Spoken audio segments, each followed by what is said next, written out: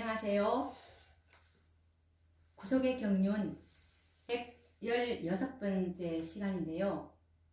오늘도 지난 시간에 이어서 불법의 비밀의 이 전모에 대해서 계속 이어서 연구를 해 보도록 하겠습니다. 그리스도께서는 이제 이 땅에 당신의 교회를 세우셨는데요. 이 교회를 통해서 사단의 통치를 거절하면서 하나님의 아름다운 품성을 나타내도록 계획을 하셨고, 사단의 기만들을 폭로하도록 그분께서는 계획을 하셨는데요. 그래서 이 마태복음 16장 18절 말씀처럼 또 내가 내게 이르노니 너는 베드로라. 내가 이 반석 위에 내 교회를 세우리니 엄부의 권세가 이기지 못하리라 라고 말씀을 하셨습니다. 하나님의 사랑의 그 품성과 진리를 전하면서 엄부의 권세를 이길 한 백성, 이 교회를 세우셨는데요. 이 교회는 이제 뜻을 정해서 하나님만을 섬기기로 결심하고 사단의 통치를 반대하는 그런 백성들이 되어야만 하였던 것입니다. 그러나 사단은 태초에도 그랬듯이 이 거짓과 이 기만이라는 도구를 사용해서 교회와 세상을 속이고 자신이 가진 통치권을 영원토록 지속시키려 할 것이었습니다. 이 태초에 이 사단의 기만이 무엇이었는지 한번 다시 상기를 해 보도록 하겠습니다.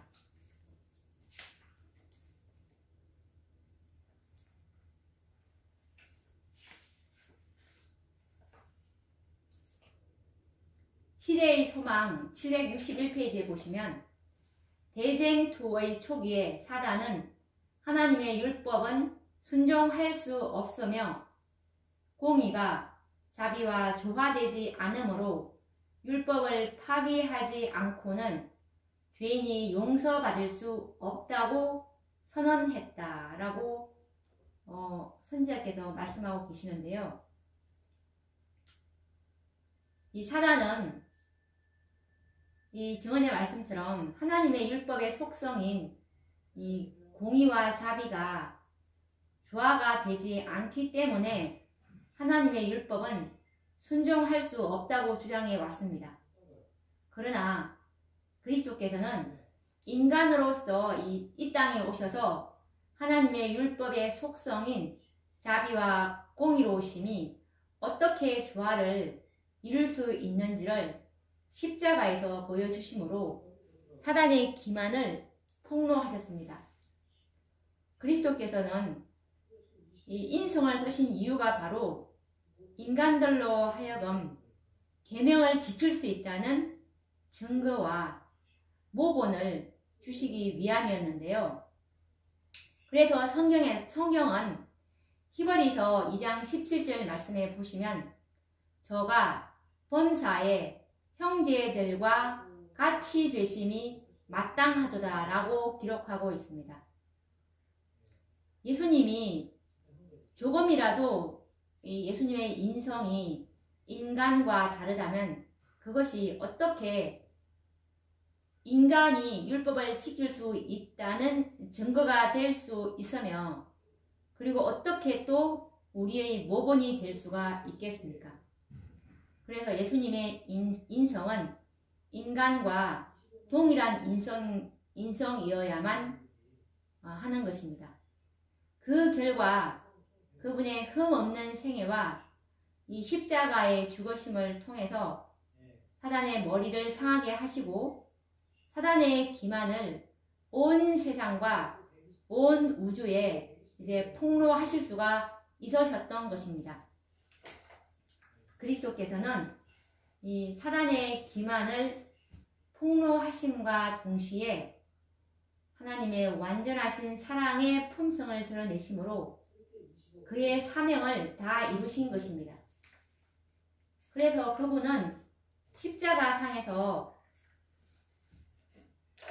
요한복음 19장 30절 말씀처럼 예수께서 신포도주를 받으신 후 가라사대 다 이루었다 하시고 머리를 숙이시고 영원히 돌아가시니라 라고 이렇게 이제 큰 소리로 말씀하셨던 것이죠.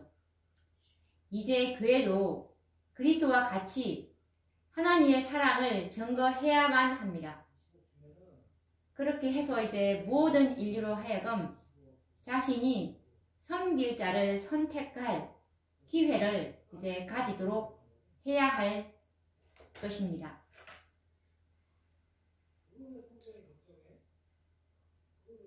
데살로니가 후서 2장 3절에 보시면 누가 아무렇게 하여도 너희가 미혹하지 말라. 먼저 배도하는 일이 있고 저 불법의 사람 곧 멸망의 아들이 나타나기 전에는 이러지 아니하리니 라고 기록되어 있는데요. 이 예수님의 초림은 위기에 처한 이 지구를 구하기 위해서 하나님의 아들이 사람이 되어 오신 것이었습니다. 예수님은 사단의 이 불법의 비밀을 폭로하고 하나님의 사랑의 품성을 나타내심으로 이 사단의 계획은 좌절되고 말았고 사단의 머리는 상하고 말았는데요. 그런데 사단은 자신의 목적을 포기하지 않고 이제 새로운 방법과 계획으로 자신의 목적을 이제 성취하려고 하였는데요. 태초에 사단은 아담의 아내인 하와를 유혹해서 이 세상의 통치권을 이제 빼앗았습니다. 이처럼 사단은 마지막 아담이신 이제 그리스도의 아내인 교회를 미혹함으로 자신의 목적을 이제 성취하려고 계획을 세우게 됩니다. 교회는 그리스도의 신령한 아내입니다. 에베소서 5장 25절 32절 말씀처럼 남편들아 아내 사랑하기를 그리스도께서 교회를 사랑하시고 위하여 자신을 주심같이 하라. 이 비밀이 크도다.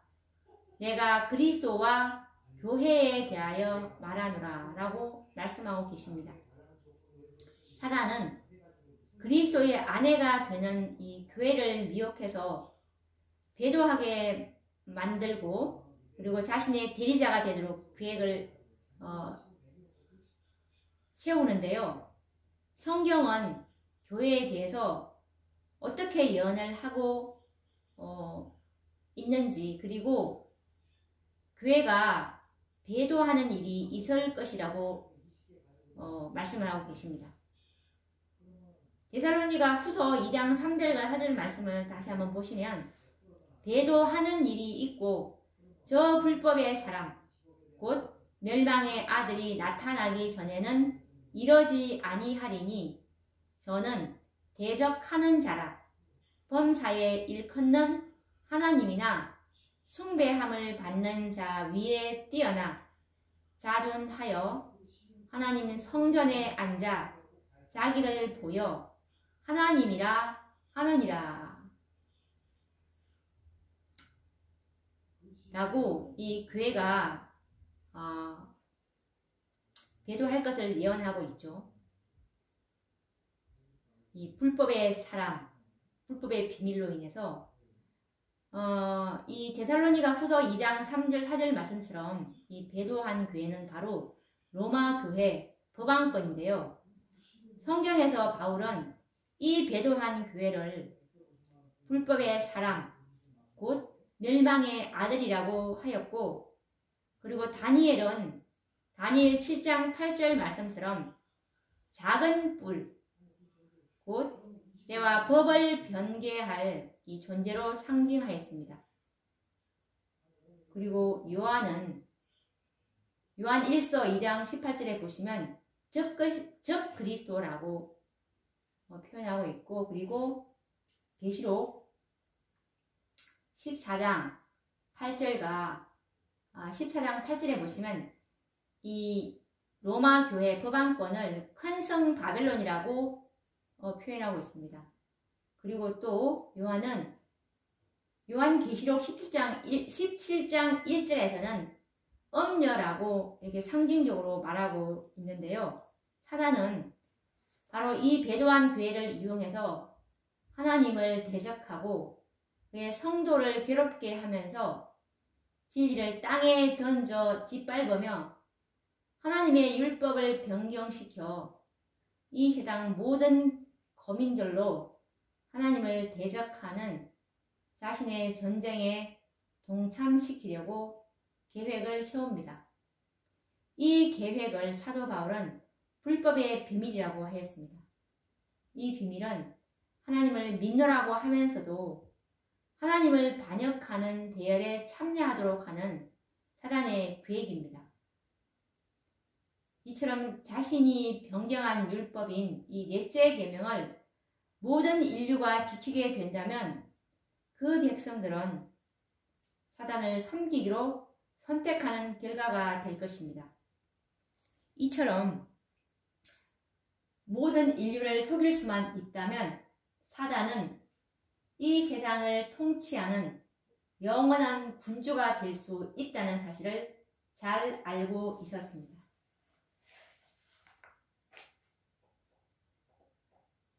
화이트주석 다니엘서 7장 25절에 보시면 이 사단의 자신의 계획을 계시를 통해서 선지자께서 기록하셨는데요.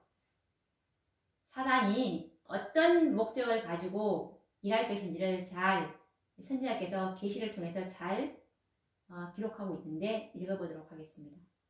그는 말하기를, 여기서 그는 사단입니다. 나는 하나님과 정반대되는 목적을 가지고 일할 것이다. 나는 나의 대표자, 곧 불법의 사람에게 능력을 주어서 하나님의 기념이 되는 안식일을 허물어 버릴 것이다. 나의 대리자를 통해서 나는 내 자신을 높일 것이다.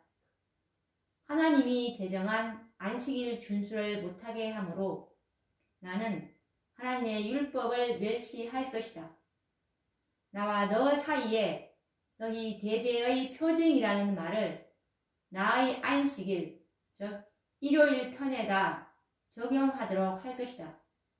이렇게 함으로 세상은 나의 것이 될 것이다. 나는 세상의 왕이 될 것이며 땅의 통치자가 될 것이다.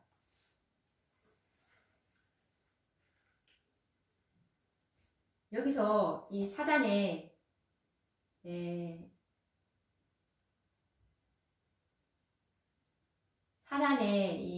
어떻게 인류를 속일 것인지 계획이 잘 나타나 있죠. 하나님과 정반대되는 목적을 가지고 일할 것이라고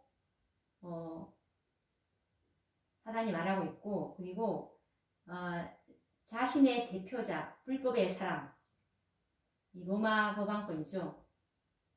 이 불법의 사람에게 능력을 주어서 하나님의 기념이 되는 안식일을 이제 허물어버리고 이 자신이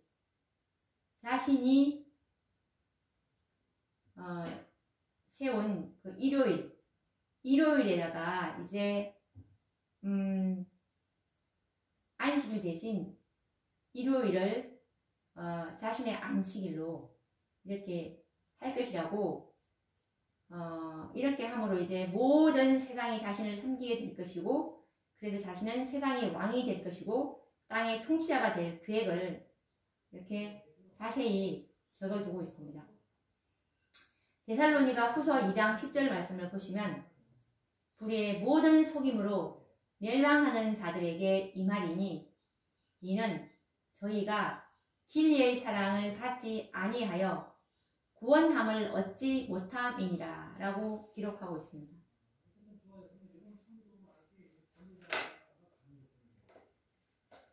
앞으로 이 사단의 기만은 뭐냐면 이제 모든 거짓으로 속일 것이라고 하나님의 말씀이 아닌 자신의 거짓으로 모든 사람들을 이제 속일 것이라고 말씀하고 있고, 그렇게 해서 이 진리의 편에 믿음의 기초를 세우지 아니하는 사람들은 다 구원함을 얻지 못할 것이라고 말씀하고 있는 것이죠. 이것에 관련된 말씀은 각시대의 대쟁투 582페이지에 보시면, 사단은 하나님의 율법을 경멸하기 위하여 성경의 교리를 왜곡시켰다. 그리하여 성경을 믿노라고 공언하는 수많은 사람들의 믿음에 오류를 혼합시켰다. 진리와 오류와의 마지막 큰 싸움은 하나님의 율법에 대하여 오랫동안 계속되어 온 마지막 싸움에 불과하다라는 말씀입니다. 사단은 하나님의 능력으로는 하나님을 대적할 수 없기 때문에 하나님의 율법의 트집을 잡았고, 그래서 하나님의 율법을 경멸하기 위해서 이 성경의 교리를 계속 왜곡시켜 왔습니다. 그래서 마지막 이 싸움도 하나님의 율법에 대한 싸움인데, 그래서 이 마지막 하나님의 이 백성은 하나님의 계명과 예수 믿음을 지키는 자들이 될 것인데요. 정말 진리 편에 굳게 서 있는 자들이 이 마지막 싸움에서 승리할 자들입니다. 그러면 왜 사단은 진리와 오류를 섞어 놓았는가? 그것은 좀 전에 얘기했다시피 항상 사단은 하나님의 율법을 이제 경멸하는 것으로 나타날 것인데요. 하나님의 율법을 경멸하는 것은 하나님을 대적하는 행위고, 그래서 이 자신도 모르게 이제 하나님의 율법을 대적하는 자들은 자신도 모르게 하나님을 향해서 전쟁을 하고 있는 것이죠. 하나님을 섬기노라고 하면서 하나님과 전쟁을 하고 있는 것입니다. 정말 이 얼마나 무서운 기만입니까? 이 로마 교회는 진리를 대도함으로 바벨론의 원조인 엄녀의 어미가 되었고, 프로테스탄트는 계시록 14장에 이 세천사의 기별을 이제 거절함으로 바벨론이라는 선고를 듣게 되었습니다. 이 라오디게아 마지막 교회는 계시록 18장 천사의 기별을 거절함으로 오류들이 교회 안에 들어와 혼잡하게 되어서 바벨론화 되어가고 있는 것입니다. 이 얼마나 무서운 기만이고 두려운 일입니까? 그래서 이 진리와 오류, 그리고 그리스도와 사단과의 대쟁투는 이 세상 역사의 종말이 가까울수록 더욱 격렬해질 것이라고 각시대의 대쟁투 143페이지에 이렇게 선지자께서 기록하고 있습니다. 요한계시록 13장 15절 말씀을 보시면, 저가 권세를 받아 그 짐승의 우상에게 생기를 주어 그 짐승의 우상으로 말하게 하고, 또 짐승의 우상에게 경배하지 아니하는 자는 몇이든지 다 죽이게 하더라 라고 말씀하고 계시는데요.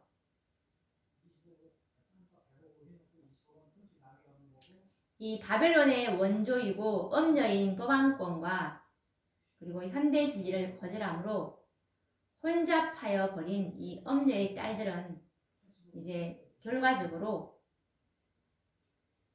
짐승의 우상을 세우는 일에 이제 동조하거나 경배하게 될 것입니다. 그래서 사단은 세상을 통제할 자신의 법을 만들어 자신의 통치를 거절하는 사람들을 이 지상에서 완전히 제거해 버리므로 이 지상을 자신의 소유로 만들려고 하는 것입니다. 이것이 사단이 계획하고 있는 연극의 종막인 것입니다. 이것에 관련된 정언의 말씀은 그리스도인 선교 봉사 50페이지에 있는데요. 인간의 권위로서 성경의 안식일 대신에 일요일을 높이는 행위, 곧 하나님의 법을 인간의 법으로 대체하는 행위가 연극의 종막인 것이다 라고 말씀하고 있습니다. 그리고 이것에 관련된 다른 증언의 말씀은 화이트서 요한계시록 13장 14절 말씀에 있는데요. 이미 준비가 착착 이루어지고 있고 운동이 전개되고 있으며 그것들은 결과적으로 짐승의 우상을 만드는 데에 이를 것이다. 마지막 시대에 관한 예언을 성취시킬 사건들이 지상 역사에서 이루어질 것이다 라는 말씀입니다. 사단은 이미 이제 준비를 착착 이루어 가고 있습니다. 그리고 이 짐승의 이제 우상을 만들 것이고, 이 마지막 시대에 관한 예언을 성취시킬 사건들이 이제 지상에서 앞으로 이제 전개가 될 것입니다. 그리고 이것에 관련된 다른 증언의 말씀은 증언보감 2권 356페이지인데요. 온 세상은 하나님의 율법을 지킬 의무를 주장하는 자들에 대한 증오로 충만해 있다. 그러므로 여호와께 충성된 교회는 특별한 싸움을 치르지 않으면 안 된다. 우리의 씨름은 혈과 육에 대한 것이 아니오 정사와 권세와 이 어둠의 세상 주관자들과 하늘에 있는 영들에게 대함이라. 에베소서 6장 12절 말씀입니다. 앞으로 이제 온 세상은 하나님의 율법을 지킬 그 의무를 주장하는 자들, 하나님의 계명과 예수 그리스도의 증거를 가진 자들, 이 자들에 대한 이제 세상은 정오로 이제 충만해질 것입니다. 그래서 여호와께 충성된 교회인 하나님의 특별한 소유 14만 4천인들은 이제 앞으로 특별한 싸움을 치르지 않으면 안 됩니다. 사단의 계획은 이제 거의 지금 무르익어 가고 있고 머지않아 이제 그 정점을 보게 될 것인데요. 하나님께서는 이와 같은 이 계획을 다니엘과 이제 요한을 통해서 계시로 보여주셨는데요. 다니엘 시대에는 느부갓네살 왕이 바빌론의 그 두라 평지에 금신상을 세웠고, 그리고 에스더 시대에는 페르시아의 그 아하수에로 왕이 이스라엘 모든 민족을 하루에 진멸하라는 조서가 포고된 역사를 보았습니다. 이 모든 역사는 미국의 하나님의 교회, 하나님의 백성들에게 이제 닥칠 사단의 비밀을 미리 보여준 이 역사적인 표상입니다. 이때를 위해서 다니엘과 같이 뜻을 정한 사람, 우상에게 절하지 않았던 다니엘의 친구들과 같이 죽음을 두려워하지 않을 사람들이 있어야 합니다. 그리고 죽으면 죽으리라라는 믿음으로 민족을 구원하기 위해서 왕에게 나아갔던 에스더와 같은 믿음을 가진 자들이 있어야 하는 것입니다.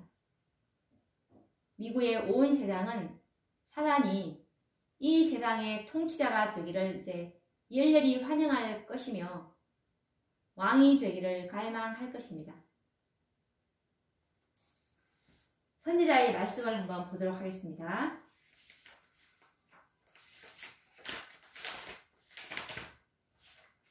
각 시대의 대쟁투 624페이지에 보시면 큰 기만적 연극의 주역으로서 사단은 자기 자신을 그리스도로 가장할 것이다. 교회는 그리스도의 재림을 희망의 성취로 오랫동안 고대하고 있노라고 공언해 왔다.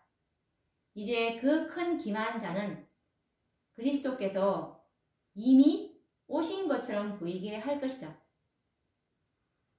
사단은 세계 각처에서 요한이 하나님의 아들에 관하여 계시록에 묘사한 바와 같이 실로 위엄 있고 광희 찬란한 모습으로 자신을 사람들 앞에 나타낼 것이다.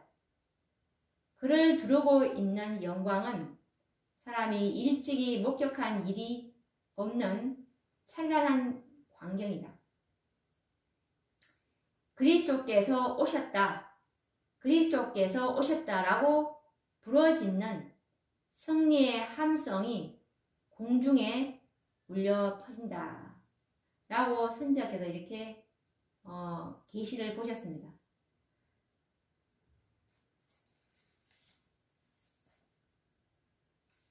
이 각시대의 대쟁투 624페이지를 지금 제가 읽어드렸는데 이 말씀처럼 사단이 그리스도의 재림을 모방해서 영광스러운 모습으로 나타날 때에 이 승리의 함성이 공중에 울려 퍼질 것이라고 말하고 있습니다.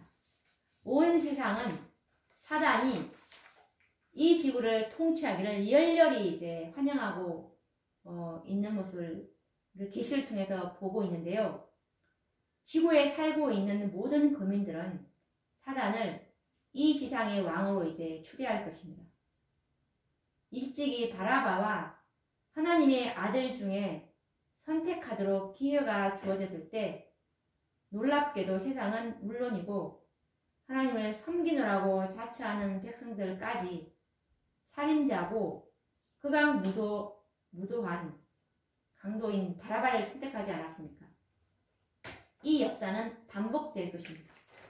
사단은 그리스도께 대한 저기로 고무된 이 세상과 믿노라고 하면서도 하나님의 말씀으로 믿음이 준비되지 못한 사람들은 사단을 이 지구의 통치자로 선택하게 될 것입니다. 이때 이 지구를 이제 사수하기 위해서 그리스도의 편에 있을 자가 누구이겠습니까? 누가 온 세상에 저주의 표적이 되면서까지 포악한 군중들의 함성 속에서도 그리스도를 왕으로 선택할 수가 있겠습니까? 그 결정의 날은 이제 오고 있는데요. 모든 사람들에게는 이제 섬길 자를 선택해야 할 운명의 시간이 다가오고 있는 것입니다. 이제 하나님께서는 과거 노아의 때와 같이 물리적인 방법으로는 개입하시는 일이 없을 것입니다. 또한 바벨탑을 무너뜨리는 것과 같은 그런 물리적인 개입도 또 없을 것입니다. 오히려 하나님께서는 그리스도의 중보와 성령의 중보까지도 이제 거두실 것인데요. 왜냐하면 이제 인류는 6,000년 동안 하나님의 사랑과 그리고 하나님의 품성에 관해서 요한일서 1장 1절 말씀처럼 우리가 들은 바요, 눈으로 본 바요, 주목하고 우리 손으로 만진 바가 되었기 때문입니다. 또한 모든 인류는 사단의 악함도 보았습니다. 6,000년 동안 사단의 통치하에 있었던 이 지구의 슬픈 역사를 이제 보았기에 인류는 그들에게 주어진 자유의 선택권을 사용해서 자신들이 섬길 자를 선택하도록 하게 하실 것입니다. 그 선택의 결과가 어떠하든지 이제는 하나님께서 개입하지 않으실 것입니다. 이제 사단의 입장에서는 이제 정말 최후가 될 것이고 마지막이 되는 이 자신의 기회를 어떻게 그 시간을 사단은 허망하게 보낼 수 있겠습니까? 사단은 이 때를 위해서 이미 모든 것을 준비하고 있습니다. 그래서 요한계시록 12장 17절 말씀처럼 용이 여자에게 분노하여 돌아가서 그 여자의 남은 자손 곧 하나님의 계명을 지키며 예수의 증거를 가진 자들로 더불어 싸우려고 바다 모래 위에 섰더라 라고 말씀하고 계십니다. 이 때를 위해서 우리는 준비가 되어 있습니까? 이때 하나님의 백성들이 경험할 환난을 성경은 이렇게 기록하고 있는데요. 예레미야 30장 6절에서 7절 말씀을 보시면 너희는 자식을 해산하는 남자가 있는가 물어보라. 남자마다 해산하는 여인같이 손으로 각기 허리를 짚고 그 얼굴빛이 창백하여 보임은 어찌미뇨. 슬프다 그 날이여. 비할 데 없이 크니 이는 야곱의 환난의 때가 되미로다 라고 기록되어 있습니다. 그런데 이 지상의 모든 거민들은 이 그리스도에 대해서 누가복음 19장 14절 말씀처럼 우리는 이 사람이 우리의 왕됨을 원치 아니하노라 라고 외칠 것입니다. 그리고 이 지상의 모든 거민들은 그리스도가 아니라 바라바인 사단을 원하노라 라고 부러짓는 소리를 듣게 될 것입니다. 그때에 우리는 어느 편에 설 것입니까? 온 세상은 그들이 섬길 왕으로 사단을 추대할 것이지만 한편으로 사단이 이 지상의 왕이 됨을 반대하는 한 작은 무리가 있을 것입니다. 이들이 바로 이 지구를 사수하는 자들이고 이 지구를 지켜낼 자들일 것입니다. 사단이 이 지구의 완전한 통치자가 되려고 하였던 계획은 바로 이 작은 무리들에 의해서 영원히 실패하고 말 것입니다.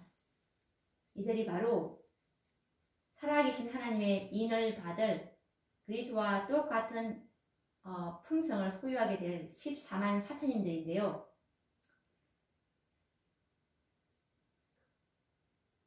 사단은 하나님께서 인간에게 주신 이 자유의 선택권을 악용해서 이 지구의 합법적인 통치자가 되려고 했지만 뜻을 이루지 못할 것입니다. 이 14만 4천인들 때문에 말입니다. 하나님의 개입만 없었다면 이 세상의 모든 거민들은 자신을 지상의 왕으로 추대했을 것이라는 사단의 주장은 이제 거짓심이 나타나게 될 것입니다. 하나님의 어떠한 도움과 개입이 없이 사단과의 싸움에서 승리한 14만 4천인들이 바로 사단의 거짓과 기만을 폭로할 증인들이 될 것입니다. 이들은 수많은 사단의 미혹과 협박 속에서도 사단의 통치를 거절하면서 오직 하나님께만 충성한 자들입니다. 이들은 그리스도의 중보와 성령의 도움이 없이 하나님의 어떤 물리적인 개입도 없이 오직 믿음으로 사단과 싸워 이긴 자들입니다. 그래서 이 14만 4천인들이야말로 참으로 이 지구를 사수하는 자들이 될 것입니다. 우리가 이 14만 4천인 가운데에서 발견되어야 하지 않겠습니까? 이때 이제 구속의 경륜은 이제 완성을 보게 되고 처음부터 거짓의 아비였던 마귀요 사단이며 이 지상의 7째의 왕이면서 8째의 왕인 붉은 짐승 용을 영원한 불못에 던질 수 있을 것입니다.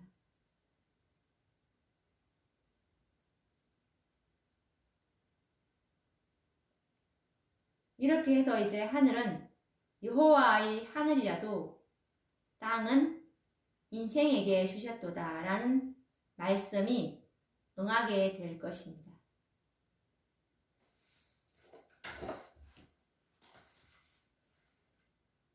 그때에는 여호와께서 천하의 왕이 되시리니 그 날에는 여호와께서 홀로 하나이실 것이요 그 이름이 홀로 하나이실 것이며 라는 스가랴서 14장 9절의 말씀이 성취될 것이고, 그리고 시편 148장 13절 말씀처럼 여호와의 이름이 찬양할지어다 그 이름이 홀로 높으시며 그 영광이 천지에 뛰어나심이로다 라는 찬양만이 온 우주에 울려 퍼지게 될 것입니다. 이사야 46장 11절 말씀을 보시면 내가 말하였은즉 정령 이룰 것이요 경영하였은즉 정령 행하리라 라고 말씀을 하고 있는데, 하나님의 말씀은 하나도 땅에 떨어지지 아니하고 하나님의 말씀은 말씀 그대로 분명히 이루어질 것을 우리는 믿고 있습니다. 오늘 우리가 이 불법의 비밀의 전모를 이제 연구를 다 끝냈는데요. 참으로 우리가 이 하나님의 이 계획을 말씀 그대로 우리가 믿고 받아들인다면 사단의 수많은 거짓 교리로부터 견고하게 서 있게 될 것이기 때문에 우리의 믿음의 기초는 하나님의 말씀, 그것이 우리의 반석이 될 것이라는, 우리가 그 귀중한 진리를 참으로 우리가 정말 깨달을 수 있을 만큼 깨달았으면 좋겠습니다. 그러면 또 다음 시간에 뵙도록 하겠습니다. 감사합니다.